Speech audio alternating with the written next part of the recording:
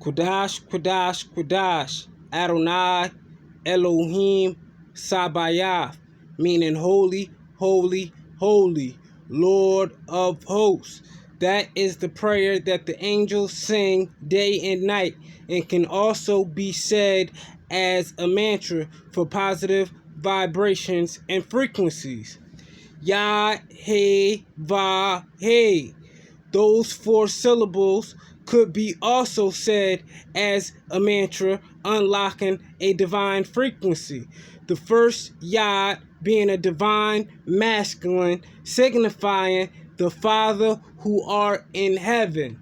Abba, the architect of the universe. Second, Hey, being a divine feminine, which correlates with Mother Nature, the womb of the earth where mankind was formed and molded through the dirt and the clay of the earth in creation. Ba, signifying a divine masculine, being mankind itself. In the beginning, Elohim, plural, with an S, meaning more than one, said, let us create them in our image. The first keywords in that passage are Elohim, plural, with an S, meaning more than one, and the us in our image. Us in our image. Back to Hey, signifying a divine feminine, which correlates with Mother Wisdom. In the Hebrew Sephirah to the Tree of Life, Chokmah, Anna Chokmah, Mother Wisdom. As above, so below.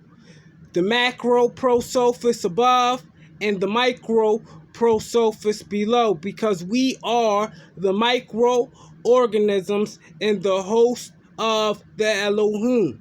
Hosts meaning the vehicles, the bodies, the temples, the vessels. The kingdom, thy kingdom come, thy will be done on earth as it is in heaven. And under the tree of life, Malchut, which signifies the kingdom, which you unlock within yourself when you rapture from your lower self, your root chakra, low vibrations, to your higher self, your crown chakra, which signifies consciousness and spirituality, a higher awareness of things in nature and how they correlate within you. Salah. Now we're going to jump back into it. Today, this is going to be out of the sacred secrets of esoteric Christianity. And this is going to be the first part of the story of the fall of man. Okay? And let's jump right into it. Let's try to get this camera a little bit clearer. Alright, let's see. Right here. In Western traditions, there are numerous accounts of interpretations of man's fall. This belief in the foundation upon which all other teachings and principles of esotericism are formed.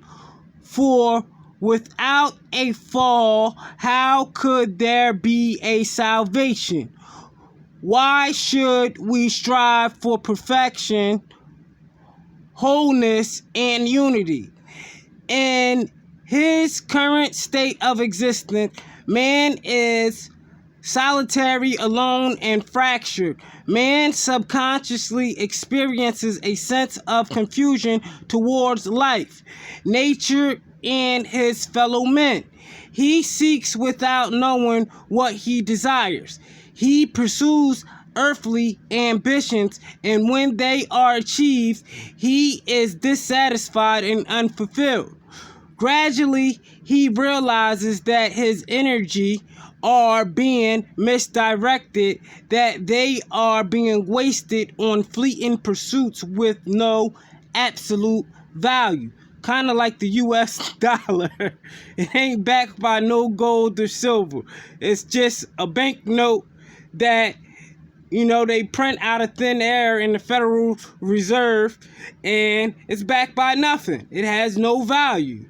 Kind of like what this passage is talking about right here, that they are being wasted on fleeting pursuits with no absolute value. Kind of like Mystery Babylon and their Federal Reserve banknote that is backed by nothing. I just had to say that, even if it doesn't have nothing to do with this, but everything correlates with everything. So be it. So let's keep going on. He then begins his quest and journey towards greater ideals and spiritual endeavors. But how can one walk the path of return to understand the way of ascension? Ascension is like the rapture.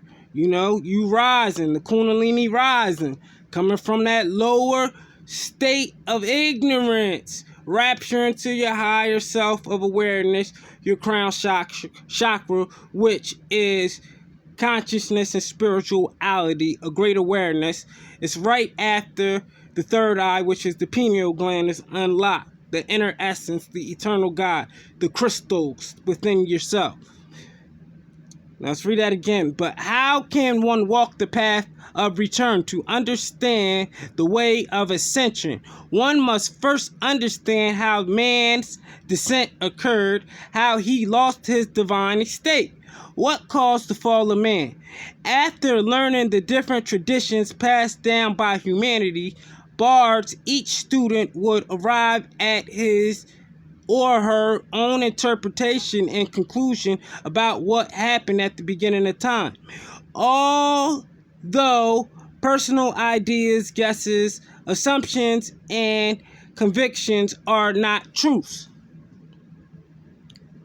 and should not be taken as such, they do provide us with a working knowledge with which to begin our mystical work, especially when inner or spiritual guidance is lacking.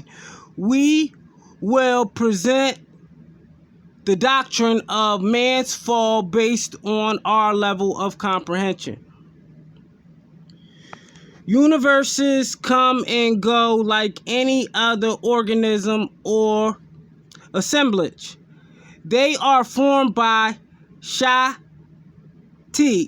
this word right here, Shakti, or God's force, and are sustained for a period of time, a cycle known as the Manvantara, before being dissolved, destroyed, or absorbed back into the source to be recreated or re-emanated in a new day.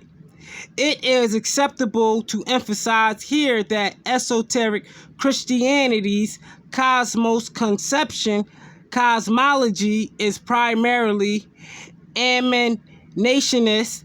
This suggests that God or omniity created beings in spiritual realms from within its own womb. The emanations, however, do not have autonomous life. Everything is an expression or active manifestation of omniity or Allah. And this is esoteric Christianity, and it's also talking about Allah, because Allah is one of the 72 names of God in Hebrew, which a lot of people don't know, which in the esoteric Kabbalah tradition, it would be arm, leg, arm, head, which signifies a human vessel, the temple, all the limbs of a body, which the body is the vehicle of God. That's why a lot of them, they always say Allah, El short for Elohim, Eloah, Elohai, Elroy.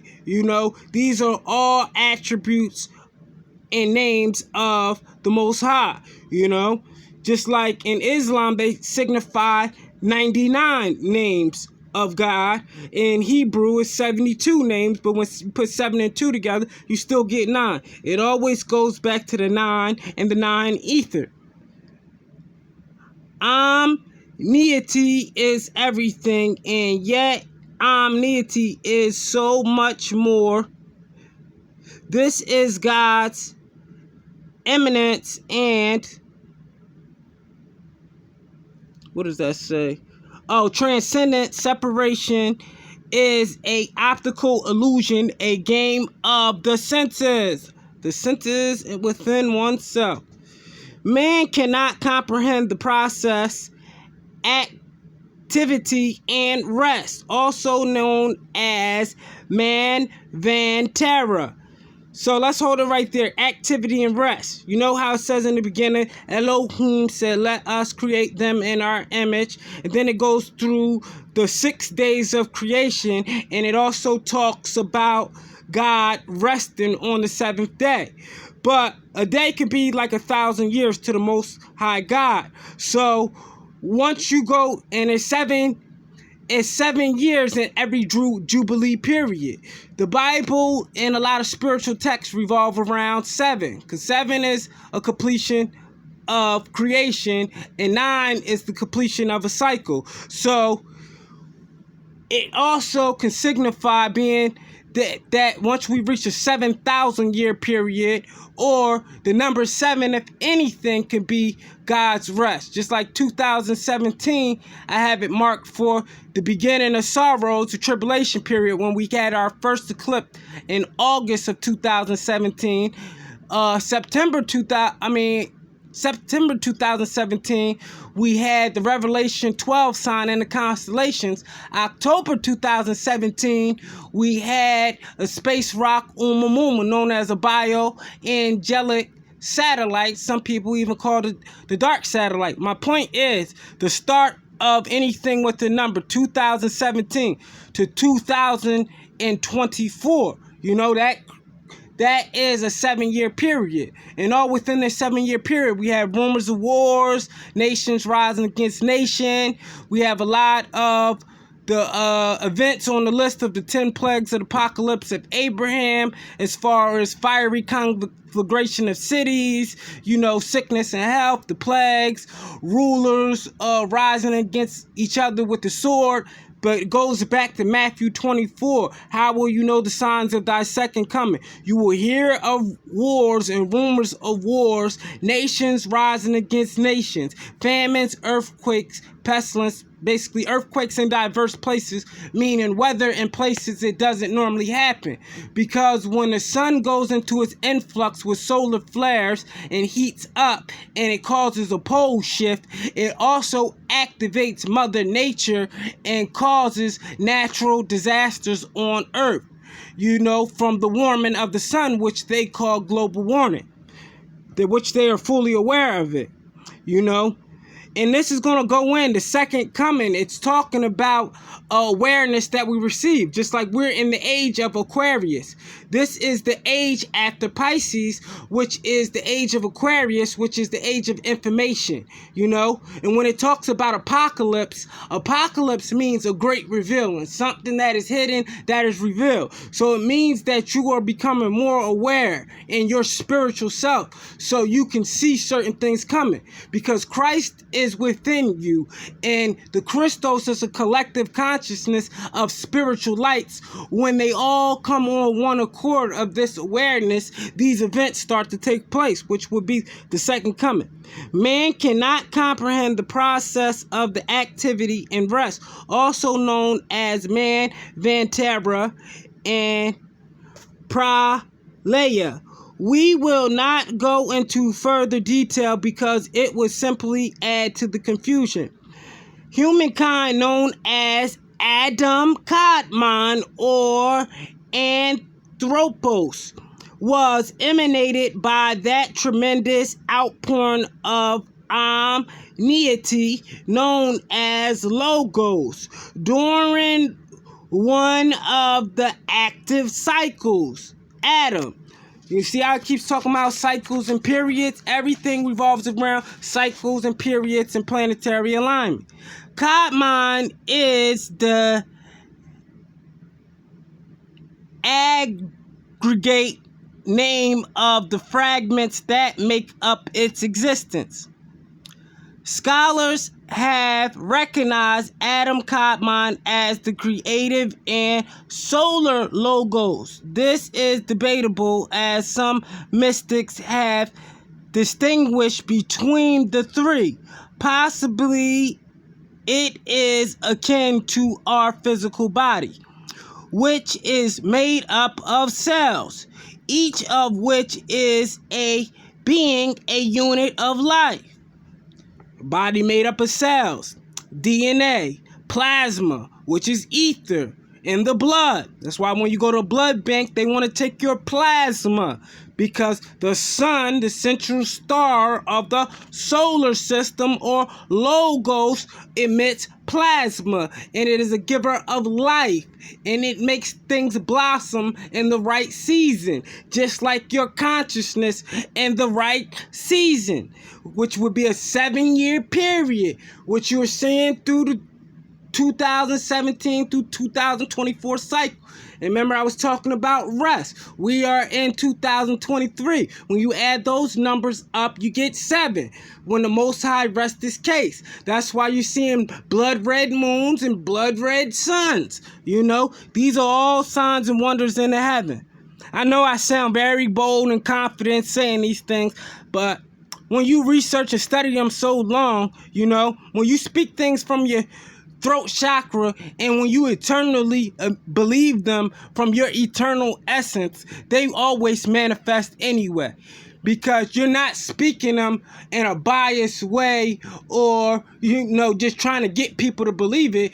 You're speaking it from your eternal essence, from the truth that you know. And all truths to me is basically consistencies and patterns.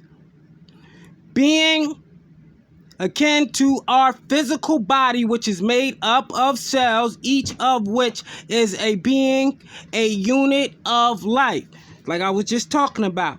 Plasma from the sun, plasma in the DNA and RNA, and that eternal spark from the heart chakra, which is green, where you, just like the northern lights that are full of ether, blood pumps through your body. And there is plasma in your DNA. In the 9 Ether book, it says that the spirit is housed in the blood. That's why blood is forbidden from drinking in the laws in the Torah. But there's a lot more to that, but I'm just giving you a brief summary, you know, to those spiritual lights who are already work, you know, to just, you know, set off, you know, indicators within your pineal gland. Although the physical body is not ourself, it does have its own basic consciousness. The solar logos and Adam Kadmon have a similar relationship. The solar logos is the self, the creative logos or collective Elohim. Listen to this. Remember I told you that Christ is a collective consciousness of beings? And Elohim is plural and more than one. What does this say? The solar logos is the self, the creative logos or collective Elohim. What could a collective Elohim be? Think about that for a minute. The elemental awareness of the physical body. What was I just telling you? When you rapture from the state of ignorance to the state of awareness in the age of Aquarius information, which is the apocalypse, which is the great revealing, which means a revelation. A revelation is being revealed. You know, the things that are hidden are being seen now. Things that are in the dark are coming to the light now. Things that they could create an illusion and hide from you before, you could see past the smoke screen, you know. You can read in between the lines better, you know, because your DNA is being upgraded. That plasma, that spirit, that divine spark in your DNA. Elemental awareness of the physical body. The cells are the fragments, the monads of men, or collectively Adam Kadmon. It's all starting to make sense now. In the past cycles, the fragments of Adam had been personalized and were ready to restart their progress towards divine self-consciousness. This is talking about divine consciousness. You have to pay attention to these words. These words are very key. Another logos to explore is the redemptory. I'm assuming that redemptory means redemption. The redemptory logos, this being or principle, is distinct from the preceding logo listed above. The logos is the Atma Buddhai higher mental, the higher self, the crystals, jointly known as the Holy Christ self. Why would it say Holy Christ self? Because Christians means to be Christ-like.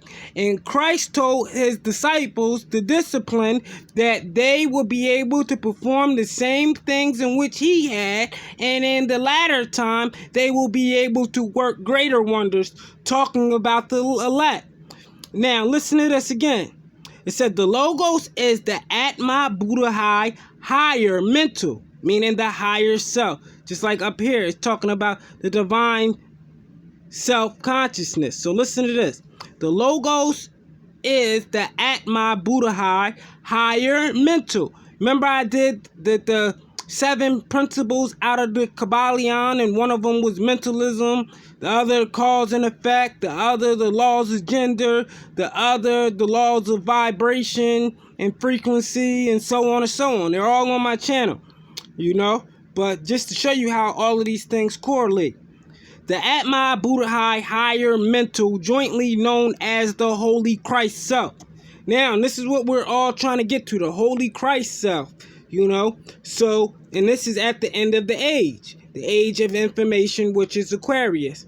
And it also talked about in this book how the people in the age after the Piscean age in Aquarius would be the last age. Within man, the microcosm. That's why in the beginning of my videos I say, as above, so below. The macro prosophis above and the micro prosophis below. The micro prosophis is the microorganism, the same thing as the microcosm, you know? And in the Kabbalah and other books like the Zohar, it says the macro prosophis and the micro prosophis. But when you follow the consistency and pattern, you figure out these words have one and the same meaning. Prior to Adam Khan's admission, the Godhead admitted. The Godhead is the tree of life. Preserved beings, as Martinez Pascual termed them. Certain Gnostics referred to them together as Sakla, Samuel, and Yaldabaoth. These creatures were the laggards of earlier cycles. Talks about these in other texts, like the Secret Book of Wisdom, in which I did the fall of Lucifer in that book. That's also on my channel too, you know. Now that I read these things, I think and reflect back on those videos and how all of this stuff is synchronized together. Even the names, you know. But it's basically telling you 3 different names of the same meaning, you know. Just like in the Holy Tablets, it says this same entity is Natas, which is Satan backwards. It says these creatures were the laggards of earlier cycles who did not quite make the cut and were mercifully given another chance to live happily with the cosmic laws, which are the laws of their existence and being and progress accordingly. A Pacific esoteric philosophy teaches that disobeying such regulations will eventually cancel their core identity, the fiery essence of their identity on Judgment Day. You see that? Right there. Well, my camera's blurry, but it's right there. At the end of the current cycle. See, like in the Bible in Matthew 24, it says the end of the age, because it's not talking about the end of the world. It's talking about a reset period that happens on cycles and periods, like every 2,000 years, like one happened in Noah's time. Just as the sun is making the pole shifts now, this is what has to happen. No march, no protest. All the complaining we do is not going to change nothing until the cycle ends. Mother Nature is going to do the cleansing and sweep the wicked off the land. If their conversion to wholeness is not forthcoming, this is the second death. Now listen to this. This is the second death. It is an act of divine mercy because allowing these creatures to continue existing as spirits would bring them unnecessary grief, pain, and suffering. All of this which they have caused. Sakla, despite being re-emanated, did not repent, and his evil was of thinking, which had almost become second nature to him, resumed. He willfully ignored the existence of his source out of pride and ignorance, believing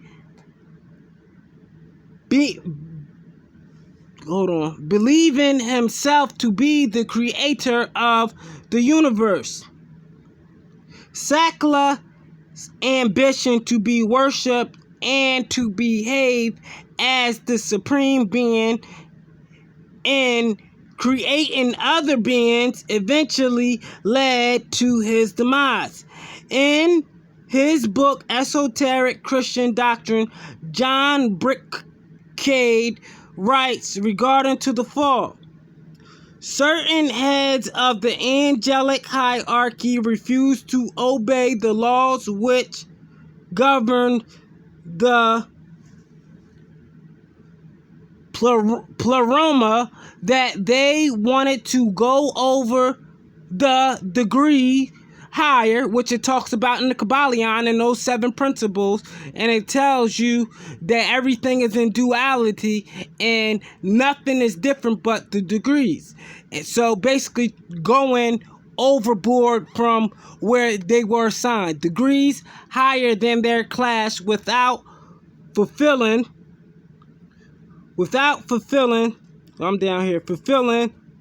the required conditions, which cause great disorder in the pleroma. I never heard that word before, but I know it has great significance to what we already know. It's spelled Pleroma,